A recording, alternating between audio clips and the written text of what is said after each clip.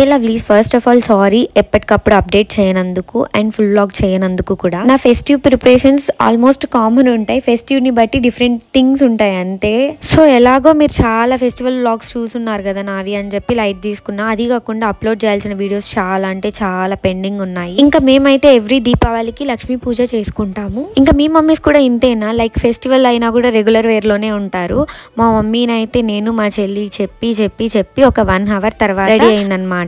ఎన్ని కొత్త చీరలు ఉన్నా అసలు కట్టుకోరు. ఇంకా డాడీ వాళ్ళ గురించి అయితే అసలు చెప్పక్కర్లేదు. మా డాడీకి కాల్స్ చేసి అలసిపోయి ఇంకా మేమే చేసుకుంటా ఉన్నాము.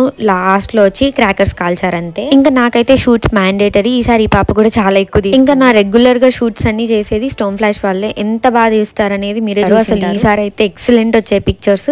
నేను అన్ని అప్లోడ్ చేస్తా చూడండి. ఇంకా హోమ్ అంతా ఎలా డెకోర్ చేసాం అండ్ లక్ష్మీ పూజ అది కూడా క్లియర్ గా నేను షార్ట్స్ అప్లోడ్ చేశాను చూడండి. అండ్ మోర్ ఓవర్ మీ దివాళీ ఎలా చేసుకున్నారో నాకు డెఫినెట్లీ కామెంట్